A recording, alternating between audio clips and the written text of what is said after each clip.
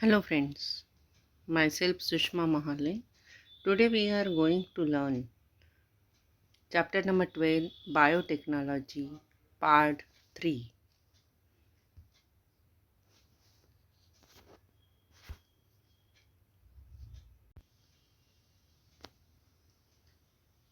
In part 1 and 2, in part 1 and 2 we already learn what is biotechnology, its definition, introduction, types of biotechnology means traditional biotechnology म्हणजे काय किंवा modern biotechnology म्हणजे काय, बायोटेक्नॉलॉजीचं महत्त्व तुम्हाला कळलेलं आहे की नाही हे समजण्यासाठी सगळ्यात आधी बायोटेक्नॉलॉजीचं मीनिंग तुम्हाला माहीत असायला पाहिजे. बायो म्हणजे काय तर living organisms and technology means वेगवेगळ्या प्रकारच्या टेक्निक्स यूज करून मेथड्स यूज करून त्यामध्ये ॲडव्हान्स नॉलेज मिळवून हे जे काही लिव्हिंग ऑर्गॅनिझम्स आहेत त्यामध्ये काही चेंज घडवून आणायचं, पुढचं जनरेशन जे आहे ते मॉडिफाय करायचं काम या बायोटेक्नॉलॉजीमध्ये केलं जातं. याचा खूप सारा स्कोप तुम्हाला माहीत आहे, जेणेकरून आता 12थला फक्त तुम्हाला बायोटेक्नॉलॉजीचं इंट्रोडक्शन आणि थोडीशी इन्फॉर्मेशन या लेसनद्वारे तुम्हाला दिली गेलेली आहे. पण भविष्यात बायोटेक्नॉलॉजीचा उपयोग आपल्याला कुठे कुठे होत असतो, त्याचा काय काय खूप इम्पॉर्टन्स कसं आहे. प्रत्येक क्षेत्रामध्ये जर तुम्ही पाहिलं तर बायोटेक्नॉलॉजी हे यूज केलं जात असतं. जसं ॲग्रिकल्चरमध्ये गेलात तर पेस्टिसाइड्स, फंगिसाइड्स या प्रकारचे जे काही नवीन नवीन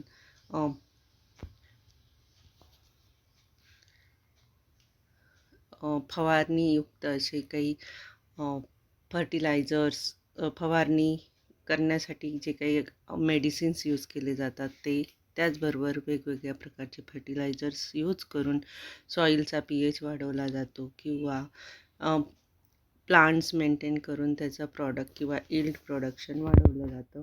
या प्रकारचं ॲग्रिकल्चरप्रमाणेच कॉस्मेटिक्समध्ये सुद्धा आपण वेगवेगळ्या प्रकारे कॉस्मेटिक्स जे आजकाल वापरत असतो त्यासाठी सुद्धा बायोटेक्नॉलॉजीज हेल्प करत असते.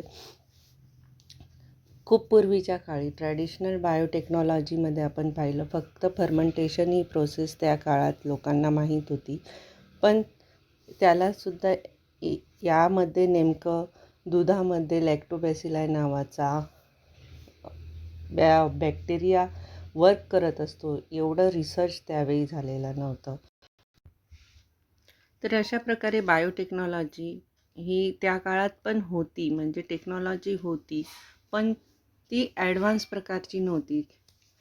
आणि आत्ता जी ॲडव्हान्स टेक्नॉलॉजी, मॉडर्न टेक्नॉलॉजी आपण पाहतोय ती बायोटेक्नॉलॉजी आपल्याला सगळ्या म्हणजे अगदी पूर्ण वर्ल्डमध्ये तुम्ही कुठेही गेलात आणि जे काही ॲडव्हान्स नॉलेज तुम्ही गेन करणार आहात, फॉर एक्झाम्पल मोबाईल म्हणा किंवा तुमचे जे काही वेगवेगळ्या प्रकारचे क्लोथ्स तुम्ही घालता, हे सगळं काय आहे तर मॉडिफिकेशन आहे. आणि हे मॉडिफिकेशन कोणाच्या आधारावर केलं जातं आहे यामागचा जर तुम्ही विचार केला तर तुमच्या लक्षात येईल की बायोटेक्नॉलॉजीचा यूज करूनच सगळ्या क्षेत्रांमध्ये याचा महत्त्व इम्पॉर्टन्स वाढवलं जातं आहे किंवा बायोटेक्नॉलॉजीच आपल्याला सगळ्या क्षेत्रांमध्ये मदत करत आहे. एवढं बायोटेक्नॉलॉजीचं महत्त्व असताना आपण जर बायोटेक्नॉलॉजीसारख्या सब्जेक्ट्समध्ये आपलं स्वतःचं करिअर करण्याचा प्रयत्न केला, 12th नंतर तुम्हाला स्वतःचं करिअर चूज करावं लागणार आहे की तुम्ही कुठल्या फील्डमध्ये तुमचं करिअर करणार आहात. त्यावेळी बायोटेक्नॉलॉजी ही सुद्धा अशी फील्ड आहे ज्यामध्ये आपण रिसर्च करून स्वतःचं काहीतरी नवीन स्टेटस तयार करू शकतो. स्वतःची ओनरशिप तुम्हाला एखाद्या रिसर्च म्हणजे आपलं जर त्यामध्ये इतकं टॅलेंट असेल की आपण स्वतः रिसर्च करून एखादी गोष्ट कशा प्रकारे सिद्ध करून दाखवतो याच्यानुसार आपण त्या रिसर्चची ओनरशिप मिळवू शकतो. त्याचप्रमाणे खूप साऱ्या अशा फील्ड आहेत ज्यामध्ये आपण बायोटेक्नॉलॉजीचा यूज करून आपलं स्वतःचं करिअर घडवू शकतो. म्हणूनच हे चॅप्टर तुम्हाला 12थला शिकवण्यामागचा उद्देश एकच आहे की बायोटेक्नॉलॉजी हे आता आपलं लाईफच झालेलं आहे आणि बायोटेक्नॉलॉजी आहे म्हणून आपल्याकडे सगळ्या प्रकारचे ॲडव्हान्स फॅसिलिटीज आहेत, एवढं आपल्या लक्षात येतं. तर चला आता आपण पुढचा पॉईंट बायोटेक्नॉलॉजीमधला पुढचा पॉईंट बघणार आहोत, PCR. PCR म्हणजे काय? हे नेमकं काय असतं? हे मशीन जरी असलं तरी ते नेमकं काय काम करत असतं? हे सगळं आपल्याला यामध्ये बघायचं आहे.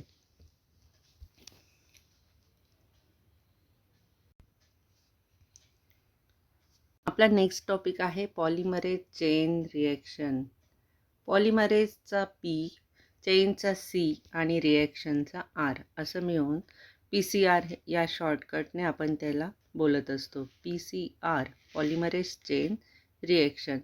हे यावर सुद्धा शॉर्ट नोट विचारली जाऊ शकते. त्यावर 1 किंवा 2 किंवा 3 मार्काची शॉर्ट नोट तुम्हाला विचारली जाईल. तर ते तुम्ही परफेक्ट असं नॉलेज आत्ता व्हिडिओ बघून नीट लक्षात घ्या आणि त्यानंतर स्वतःचा सुद्धा लिहिण्याचा प्रयत्न करू शकतात. या प्रकारचा अभ्यास करा. तर सगळ्यात आधी पॉलिमरेज चेन रिॲक्शन म्हणजे काय हे बघण्यासाठी ही चेन रिॲक्शन ही जीन मल्टिप्लिकेशनसाठी यूज केली जाते. जीन्स कुठे असतात तर आपली बॉडी ही सेल्सपासून बनलेली आहे, एवढा बेसिक नॉलेज आपल्याला आहे. तर सेल्समध्ये न्यूक्लियस असतात आणि प्रत्येक न्यूक्लियसमध्ये DNA, RNA यासारखे जेनेटिक मटेरियल प्रेझेंट असतात. जे जेनेटिक मटेरियल आपल्याला या प्रकारचे जेनेटिक मटेरियल आपल्याला पाहायला मिळत असतात.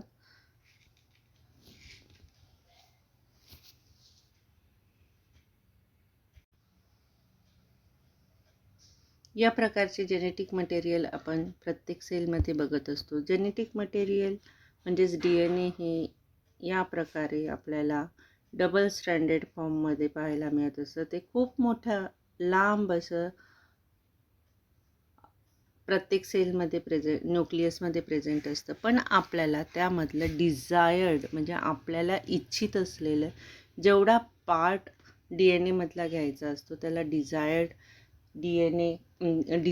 जीन म्हटलं जातं. आणि ते डिझायर्ड जीन हे प्रत्येक ठिकाणी वेगवेगळ्या सिक्वेन्समध्ये प्रेझेंट असतं. जसं आता तुम्हाला माहिती आहे की या ठिकाणी न्यूक्लिओटाइड्स प्रेझेंट असतात. न्यूक्लिओटाइड्स म्हणजे काय तर हे जे काही बॅकबोन आपल्याला दिसतोय, हा बॅकबोन म्हणजेच काय तर शुगर आणि फॉस्फेट ग्रुप आणि त्याच्यावर नायट्रोजन बेसिस प्रेझेंट असतात. जे मी तुम्हाला मागच्या म्हणजे क्लासमध्ये सुद्धा सांगितलं होतं आणि व्हिडिओमध्ये सुद्धा सांगितलं होतं. जे काही नायट्रोजन बेसिस असतात ते 5 नायट्रोजन बेसिस तुम्ही कट, आलू, गोबी या प्रकारे लक्षात ठेवले तरी तुम्हाला त्याचं सिक्वेन्स लक्षात येणार आहे. CUTAG, cut aloo gobi means C for cytosine, U for uracil, T for thymine, A for adenine, G for guanine. तर ॲडेनिन आणि ग्वानिनची पेअर एक प्रेझेंट असते. त्याचबरोबर सायटोसिन आणि ग्वानिनची एक पेअर प्रेझेंट असते. ती असते DNAमध्ये. हे 4 प्रकारचे नायट्रोजन बेसिस DNAमध्ये प्रेझेंट असतात आणि युरॅसिल हे DNAमध्ये ॲब्सेंट असतं. हे बेसिक आपल्याला माहीतच आहे. तर हे जे काही पेअर्स असतात हे सिक्वेन्सली DNAवर अरेंज असलेले आपण पाहत असतो. या प्रकारचं जे DNA स्ट्रक्चर आपण 11वीला आणि आता 12वीलाही शिकलेलो आहोत. त्यामध्ये आपल्याला एक विशिष्ट असे न्यूक्लिओटाइड्सची सिक्वेन्स पाहायला मिळत असते आणि त्या न्यूक्लिओटाइडच्या सिक्वेन्सनुसार विटॅमिन्स, अमायनो ॲसिड्स किंवा प्रोटीन्स हे तयार होत असतात. परफेक्ट अशी सिक्वेन्स त्यामध्ये आपल्याला पाहायला मिळाली. ज्या ठिकाणी ज्या पार्टमध्ये जीन्सच्या ज्या पार्टमध्ये आपल्याला जी सिक्वेन्स हवी आहे ती पहिले आयसोलेट करावी लागते, रिकग्नाइज करावी लागते. सगळ्यात आधी ती सिक्वेन्स रिकग्नाइज करायची, आयडेंटिफाय करायची. त्यानंतर ती सिक्वेन्स आयडेंटिफाय केल्यानंतर त्यामध्ये कुठल्या प्रकारचा एन्झाईम ते जीन कट करू शकतो त्या प्रकारचा एन्झाईम्स तिथं टाकावा लागतो किंवा ऑलरेडी तयार असतो. तो एन्झाईम ते डिझायर्ड जीन्सचं जे काही, आता समजून घ्या, आपण हा विचार करूया की हा पार्ट जो आहे यामध्ये आपल्याला परफेक्ट असं जीन्स सिक्वेन्स मिळालेली आहे, ती आपण रिकग्नाइज केली आहे. त्यानंतर त्याला कट करणारा जो मॉलिक्युलर एन्झाईम असतो, मॉलिक्युलर सीझरसुद्धा त्याला म्हटलं जातं, तो एन्झाईम फक्त आपल्याला हवा असलेला, आपल्याला डिझायर्ड असलेले सिक्वेन्स कट करण्याचं काम पूर्ण DNA न घेता फक्त त्याचा थोडाच पार्ट आपल्याला यामधून कट करायचा असतो. तो कट केल्यानंतर तो बाहेर काढला जातो, साईडला काढला जातो. मग हा एवढाच पार्ट ज्यावेळी साईडला काढला जातो त्यावेळी आपण एवढ्या पार्टवर फक्त एक्सपेरिमेंट करू शकत नाही किंवा त्याचा यूज करू शकत नाही. तर त्याच पार्टचे आपल्याला खूप साऱ्या कॉपीज बनवाव्या लागतात. आणि त्या कॉपीज मग कशा प्रकारे बनवणार, तर त्या कॉपीज बनवण्यासाठी आपल्याला पॉलिमरेज चेन रिॲक्शन नावाचं हे जे काही इन्स्ट्रुमेंट किंवा डिव्हाइस आहे याचा उपयोग आपल्याला होत असतो. म्हणजेच शॉर्टमध्ये सांगायचं तर ज्या प्रकारे आपण झेरॉक्स मशीनचा यूज करत असतो, एक पेपर, डॉक्युमेंटचा पेपर ज्यावेळी आपल्याला हवा असेल सेम टू सेम त्यामधलं मॅटर आपल्याला हवं असेल तर आपण काय करतो, झेरॉक्सवाल्याकडे जाऊन सेम त्या पेपरचे खूप साऱ्या झेरॉक्स आपण तयार करत असतो. तर जीन्सचं झेरॉक्स करण्याचं, same to same genes multiplication करण्याचं काम PCR केलं जातं, हे मी तुम्हाला सांगितलं. तेच आता कशा प्रकारे केलं जातं ते आपण बघणार आहोत.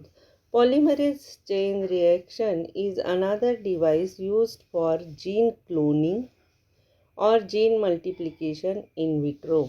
जीन क्लोनिंग मीन्स काय, जीन्सचं क्लोनिंग म्हणजे सेम प्रकारात सेम सिक्वेन्स, सेम कुठलाही चेंज न करता आपल्याला जे हवे असलेले जीन्स आहेत त्यांचं जीन मल्टिप्लिकेशन म्हणजेच काय, जास्त प्रमाणात आपल्याला त्याच्या कॉपीज मिळतात. कशामधून, तर ह्या डिव्हाइसमधून. हे अशा प्रकारचं डिव्हाइस आहे की जे जीन मल्टिप्लिकेशन करत असतं इन विट्रो कंडिशनमध्ये. It is the amplification of gene of interest through PCR. Carey Mullis made an important discovery contribution in the form of an extremely powerful technique called polymerase chain reaction. हे जे काही carry मुलिस नावाचे जे scientist होते त्यांनी आपल्याला खूप important अशी डिस्कवरी याद्वारे आपल्याला दिलेली आहे. त्यांनी हे पॉलिमरेज चेन रिॲक्शन केलेलं आहे किंवा शोधून काढलेलं आहे, ज्याच्या मदतीने आपण जीन मल्टिप्लिकेशन करू शकतो, जीन्सच्या खूप साऱ्या कॉपीज तयार करू शकतो, ते जीन लायब्ररीमध्ये स्टोअर करून ठेवू शकतो आणि आपल्याला हवे असेल त्यावेळी आपण आपल्या प्लाझमिड्समध्ये किंवा व्हेक्टरमध्ये त्याला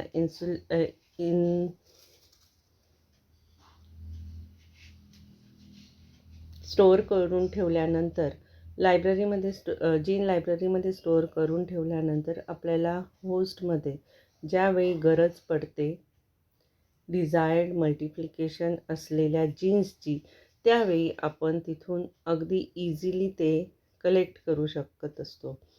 तर हे सगळं जे काही आहे हे डिव्हाइस तयार करण्यामागचं उद्देश किंवा त्याचा इम्पॉर्टन्स हे कॅरी मुलिस यांना कळलं होतं आणि त्यांनी त्याद्वारे रिसर्च केला आणि हे PCR मशीन आपल्याला तयार करून दिलं. त्यांचं खूप मोठं कॉन्ट्रिब्युशन या क्षेत्रात बायोटेक्नॉलॉजीच्या क्षेत्रात मानलं जातं. PCR can generate 1 billion copies of the desired segment. बघा मी तुम्हाला सांगितलं की ते एक झेरॉक्स मशीनसारखं आपण त्याकडे पाहू शकतो. जसं पेपर डॉक्युमेंट्स झेरॉक्स करण्यासाठी आपण झेरॉक्स मशीन वापरतो, तसं DNA चे जीन मल्टिप्लिकेशन किंवा DNA जीन्स जे असतात ते खूप सारे बिलियन कॉपीज तयार करण्यासाठी आपल्याला या मशीनचा उपयोग होत असतो. म्हणजे फक्त DNAच्याच नाही तर सेगमेंट ऑफ DNA और RNA with high accuracy and specificity, म्हणजेच अगदी परफेक्ट आणि स्पेसिफिसिटीसुद्धा त्यामध्ये असते. असं कुठल्याही प्रकारचा चेंज तुम्हाला त्यामध्ये दिसणार नाही. ज्या प्रकारचे ते जीन्स आहेत त्याच प्रकारचे जीन्स तुम्हाला ह्या बिलियन्स अशा कॉपीज असलेल्या जीन्समध्ये पाहायला मिळतील. त्यामध्ये कुठलाही मायन्यूट चेंजसुद्धा त्यामध्ये झालेला तुम्हाला दिसणार नाही. जसं आता झेरॉक्स मशीन पाहिलं तर कधीकधी त्यामधली इंक संपलेली असते, कधीकधी एखादी झेरॉक्स डार्क येते, एखादी लाईट येते, पण तसं ह्या PCR डिव्हाइसमध्ये होत नसतं.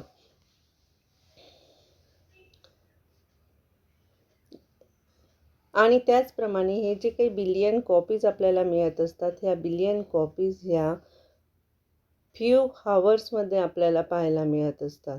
अगदी फ्यू हावर्समध्ये त्या तयार होत असतात. The process of PCR is completely automated and involves automatic thermal cycles. म्हणजेच काय तर ही जी प्रोसेस होत असते ही कम्प्लिटली ॲटोमॅटिक होत असते. याचाच अर्थ हे PCR मशीन हे ॲटोमॅटिक PCR मशीन आहे आणि त्यामध्ये वेगवेगळ्या थर्मल सायकलद्वारे ही प्रोसेस होत असते. सायकल म्हणजे काय, परत परत एकाच जागेवर येऊन परत रिसायकलिंग होणे, म्हणजेच काय, एकच प्रोसेस सायकलद्वारे परत तयार केली जाते आणि तीही ॲटोमॅटिकली तयार होत असते. त्यामध्ये denaturation and renaturation of double stranded DNA ह्या स्टेप्स येतात. डिनॅच्युरेशन म्हणजे काय तर जे डबल स्ट्रँडेड DNA असतात ते सेपरेट केले जातात. या प्रकारे ते सेपरेट केले जातात, त्याला डिनॅच्युरेशन म्हटलं जातं. आणि हे सेपरेट केलेले जे काही DNA असतात, हे सेपरेट केलेले DNA परत रिनॅच्युअर्ड केले जातात. म्हणजेच काय, हे सेपरेट केलेला जो DNA पार्ट असतो,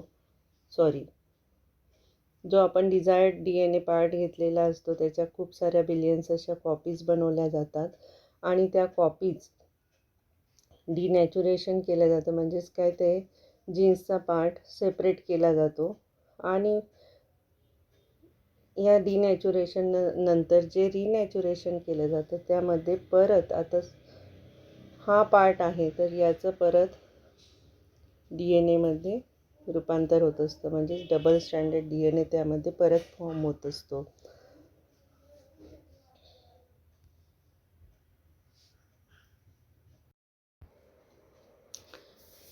आता पुढचा पॉईंट आहे मेकॅनिझम ऑफ PCR. PCRचं नेमकं मेकॅनिझम कशा प्रकारे होत असतं किंवा PCR पॉलिमरेज चेन रिॲक्शन कशा प्रकारे फॉर्म होत असते. ज्याप्रमाणे एखादी रिॲक्शन फॉर्म होणार असते किंवा क्रिएट होत असते त्यावेळी त्यासाठी काही इन्ग्रेडियंटची गरज असते, काही केमिकल्सची किंवा काही एन्झाईम्सची गरज असते. त्याच प्रकारचे हे जे एन्झाईम असतं हे जे मेकॅनिझम असतं यामध्ये सुद्धा काही गोष्टींची गरज असते, त्याशिवाय हे मेकॅनिझम स्टार्ट होऊ शकत नाही. तर त्या कोणत्या गोष्टी असतात ते आपल्याला यामध्ये एक्सप्लेन केले. At the start of PCR the DNA segment and excess of 2 primer molecules 4 deoxyribonucleosides, triphosphates and the thermostable DNA polymerase. म्हणजेच DNA सेगमेंट असायला पाहिजे, एक्सेस 2 प्रायमर मॉलिक्युल्स असायला पाहिजे, त्याचबरोबर 4 डिऑक्सिरायबोन्यूक्लिओसाइड्स ट्रायफॉस्फेट्ससुद्धा असायला हवेत आणि थर्मोस्टेबल DNA पॉलिमरेज त्यामध्ये प्रेझेंट असायला पाहिजे. या सगळ्या थिंग्स ज्यावेळी मिळून येतात एकत्रपणे त्या ठिकाणी अवेलेबल असतात, त्यावेळी पुढची स्टेप फॉर्म होत असते, ती म्हणजे they all are mix together in Eppendorf tube. ते सगळे एपेंडॉर्फ ट्यूबमध्ये मिक्स केले जातात. And the following operations are perform sequentially. आणि त्यानंतर पुढचे जे काही ऑपरेशन्स, पुढच्या जे काही प्रोसेस होत असतात त्या अगदी सिक्वेन्शियली होत असतात, क्रमाक्रमाने होत असतात. याचाच अर्थ काय, एक सायकल त्या ठिकाणी फॉर्म होत असते. सायकलमध्ये ज्याप्रमाणे क्रम चुकत नाही, एकानंतर एक पुढच्या स्टेप्स या फॉर्म होत असतात, त्याचप्रमाणे या ऑपरेशनमध्ये सुद्धा या प्रोसेस मेकॅनिझम ऑफ PCR मध्ये सुद्धा सिक्वेन्शियली पुढच्या स्टेप्स फॉर्म होत असतात.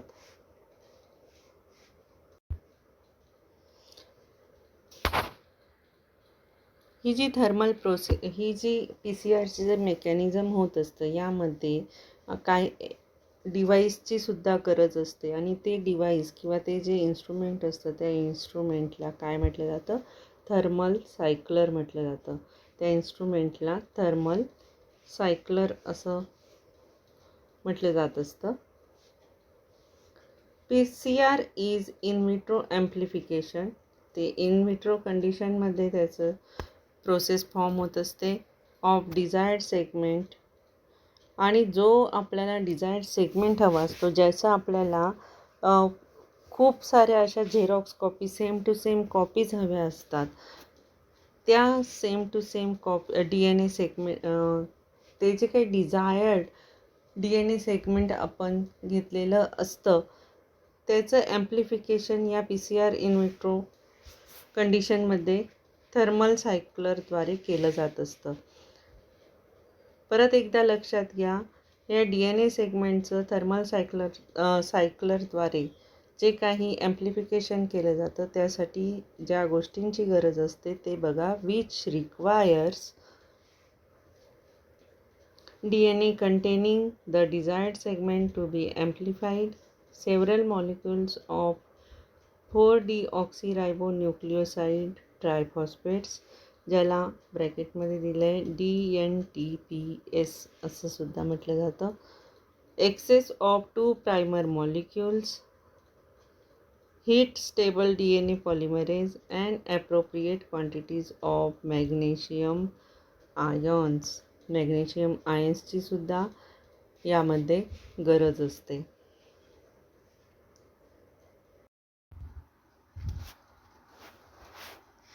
मेकॅनिझम ऑफ PCRमध्ये थर्मल सायक्लर जे काही डिव्हाइस यूज केलं जातं त्यामध्ये 3 steps step by step follow केल्या जातात, सिक्वेन्शियली फॉलो केल्या जातात, ज्यामध्ये जे काही रिक्वायरमेंट असतात ते रिक्वायरमेंट मिक्स झाल्यानंतर स्टेप फर्स्ट असते,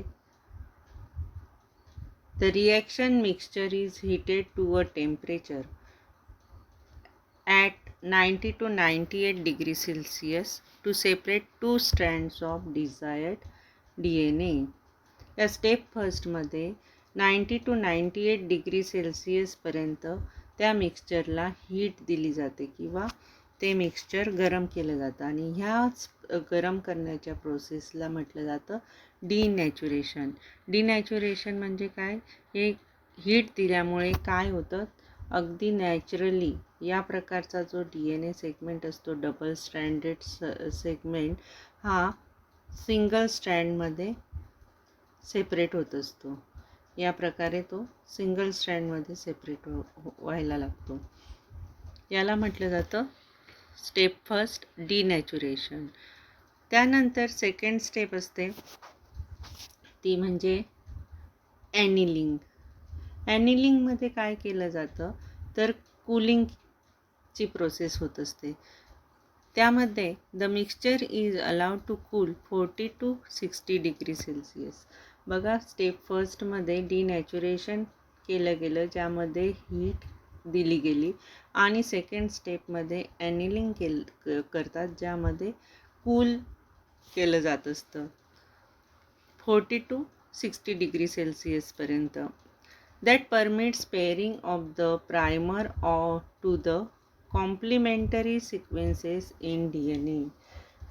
कूलिंग केल्यामुळे काय होत असतं, तर हे जे सेपरेट झालेले DNA स्ट्रँड असतात यांच्यावर जे काही जे काही न्यूक्लिओसाइड्स तुम्ही पाहत असतात, हे बघा याप्रमाणे तुम्हाला टेक्स्टबुकमध्ये सुद्धा हे पाहायला मिळणार आहे.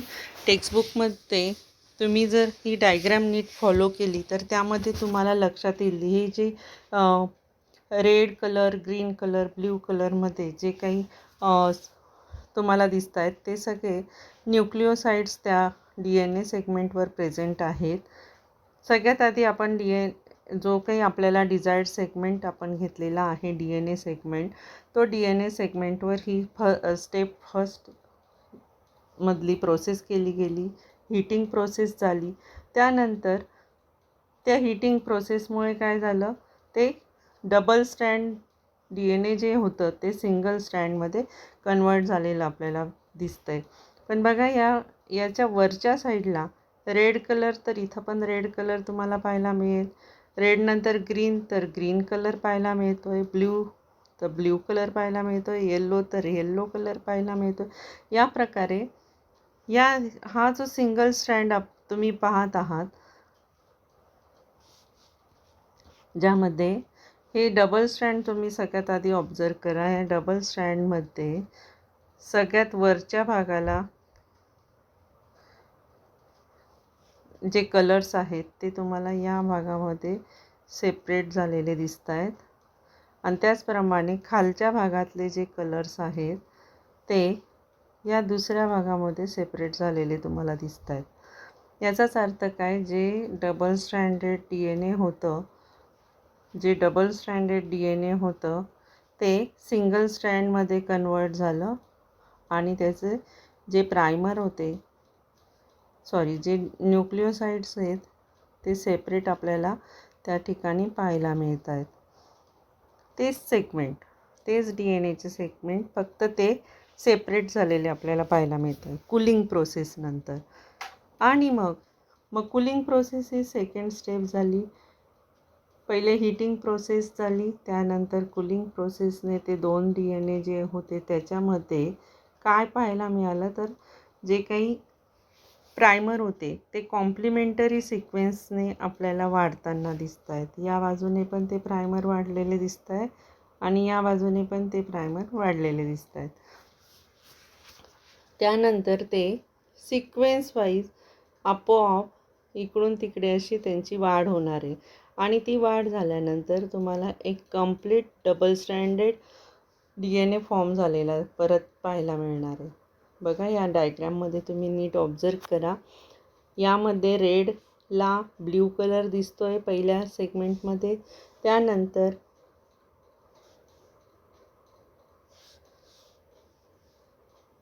त्यानंतर तुम्ही जर नीट ऑब्झर्व केलं तर तुम्ही बघा, हा जो ॲरो दाखवलेला आहे, ॲरो वाईज वरचं पण निरीक्षण करा. हा जो रेड कलर आहे, या रेडला बरोबर ब्ल्यू कलर जॉईन झाला आहे, जसा इथं तुम्हाला दिसतो आहे. त्यानंतर ग्रीनला येल्लो कलर जॉईन झाला आहे, ब्ल्यूला ग्रीन कलर पुढे जॉईन होणार आहे, नंतर येल्लोला परत ग्रीन कलर जॉईन होणार आहे. हे सगळं तुम्ही जसंच्या तसं आता इथं ऑब्झर्व करू शकता. जे तुम्ही इथं पाहत आहात तेच तुम्हाला इथं पाहायला मिळणार आहे परत. म्हणजेच काय, सेम कॉपी, जे पहिलं सेगमेंट होतं DNA सेगमेंट, त्याची सेम कॉपी तुम्हाला स्टेप थर्डमध्ये पाहायला मिळणार आहे. या स्टेप थर्डमध्ये सेपरेट झालेले जे DNA सेगमेंट असतात ते परत डबल स्टँडर्ड DNA सेगमेंटमध्ये रूपांतरित होताना आपल्याला दिसत असतात. तेच आपल्याला या स्टेप्समध्ये समजावून सांगितलेलं आहे. तर स्टेप थर्ड जी आहे त्यामध्ये बघा, पहिल्या स्टेपमध्ये डिनॅच्युरेशन झालं, सेपरेशन झालं. सेकंडमध्ये ॲनिलिंग झालं.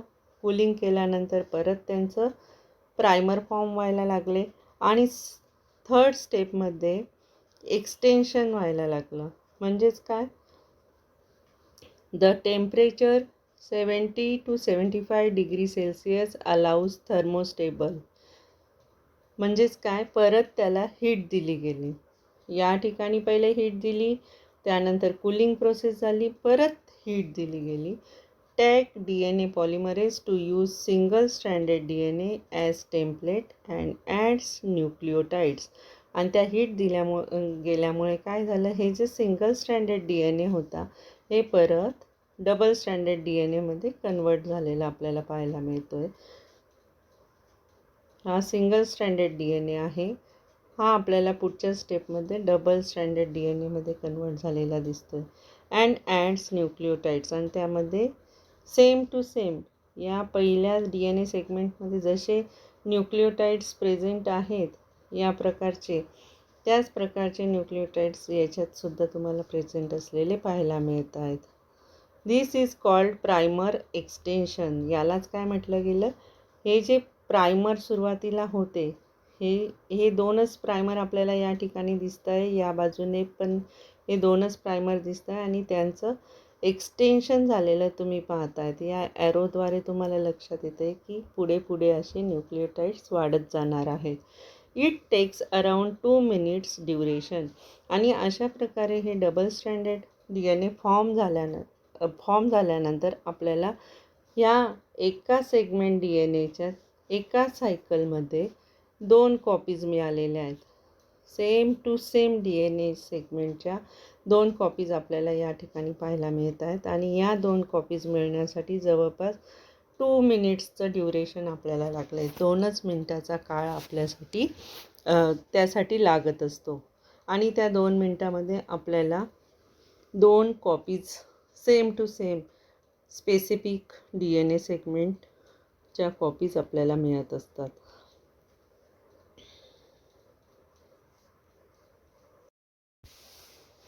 अशा प्रकारे मेकॅनिझम ऑफ PCR कंप्लीट होत असतं या 3 स्टेप्सद्वारे.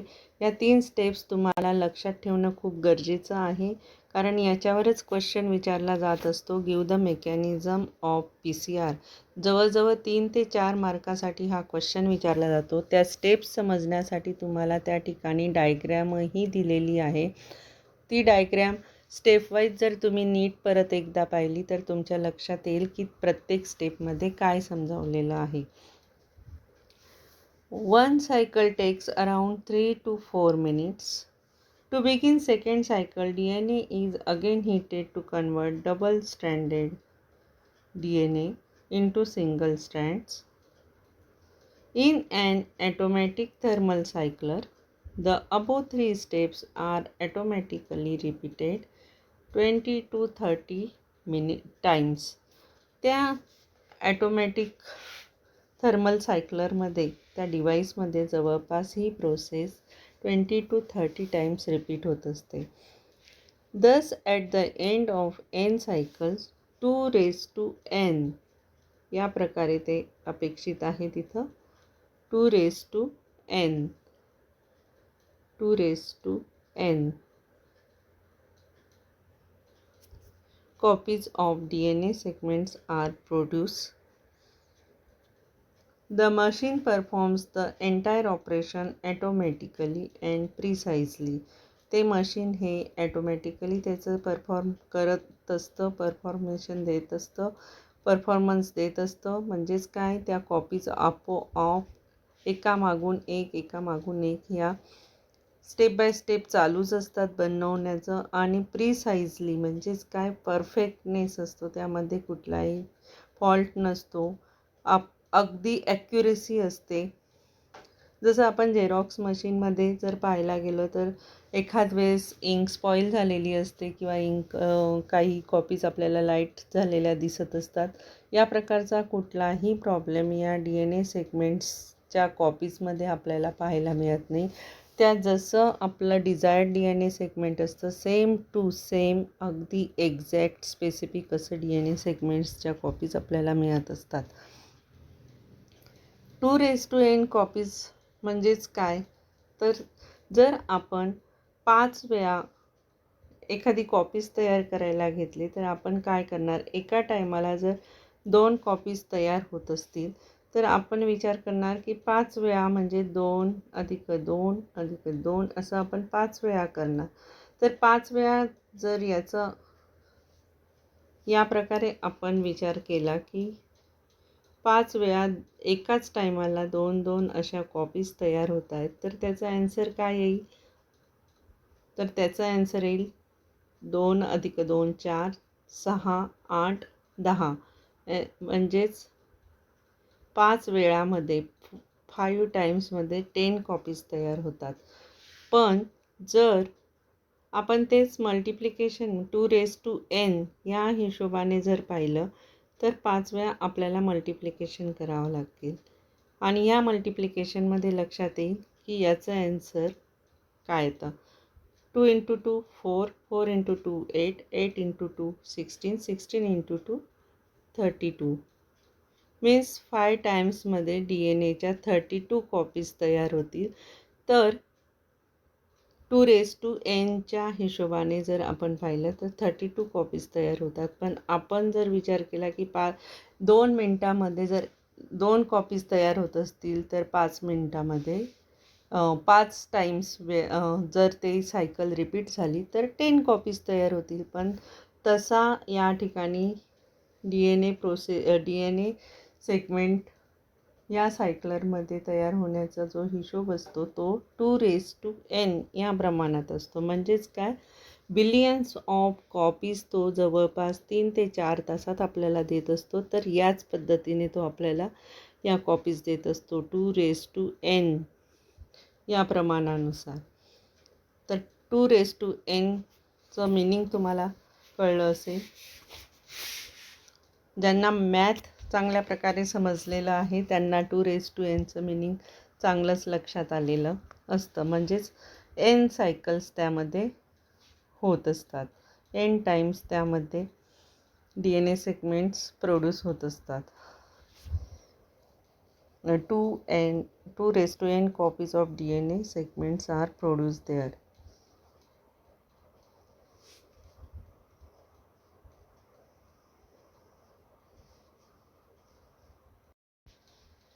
Once the desired number of cycle is completed, the amplified DNA segment is purified and gel electrophoresis. Once the desired number of cycle is completed, the amplified DNA segment is purified by gel electrophoresis. त्यानंतरची पुढची step असते gel electrophoresis, ज्यामध्ये एकदाचे DNA segment complete झाले की ते purify करण्यासाठी gel इलेक्ट्रोफोरेसिसची step केली जाते. After its sequencing, the amplified DNA segment can be inserted into a cloning vector. आणि जसा हा DNA सेगमेंट परफेक्ट असा सिक्वेन्सिंगने तयार झाला की तो एखाद्या क्लोनिंग वेक्टरमध्ये इन्सर्ट केला जातो. द क्लोनिंग वेक्टर म्हणजे काय ते आपण पुढे शिकणारच आहोत. तर त्या क्लोनिंग वेक्टरमध्ये हा DNA सेगमेंट इन्सर्ट करून स्टोअर करून ठेवला जातो.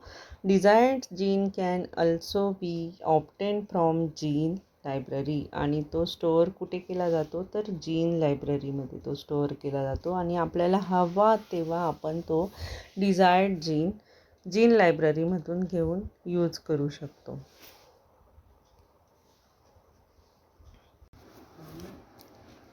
अशा प्रकारे आपण आत्तापर्यंत मेकॅनिझम ऑफ PCR म्हणजे नेमकं काय, PCR म्हणजे काय, त्याच्यातल्या स्टेप्स, त्या 3 स्टेप्स आपण पाहिल्या. पहिली स्टेप होती डिनॅच्युरेशन, दुसरी होती ॲनेलिंग आणि तिसरं म्हणजे प्रायमर एक्सटेन्शन होण्याची. या 3 स्टेप्स खूप महत्त्वाच्या आहेत मेकॅनिझम ऑफ PCRमध्ये. त्यानंतर आपण पुढचा बायोलॉजिकल टूल्स म्हणून हा टॉपिक बघणार आहोत. पण आता आपण या व्हिडिओमध्ये फक्त मेकॅनिझम ऑफ PCR म्हणजे नेमकं काय याबद्दलचा अभ्यास केला आहे. तो तुम्ही एकदा परत टेक्स्टबुक पेज नंबर 274 याच्यावर स्वतः एकदा पहा, वाचा आणि त्याची डायग्राम दिलेली आहे figure 12.1 DNA replication through polymerase chain reaction. तर त्यामधल्या त्या 3 स्टेप्स कशा तयार होत गेल्या हे जरा डायग्राम पाहून जर तुम्ही लक्षात घेतलं तर तुम्हाला मेकॅनिझम ऑफ PCR ची कन्सेप्ट चांगल्या प्रकारे कळेल. तर आज आपण इथंच थांबूया.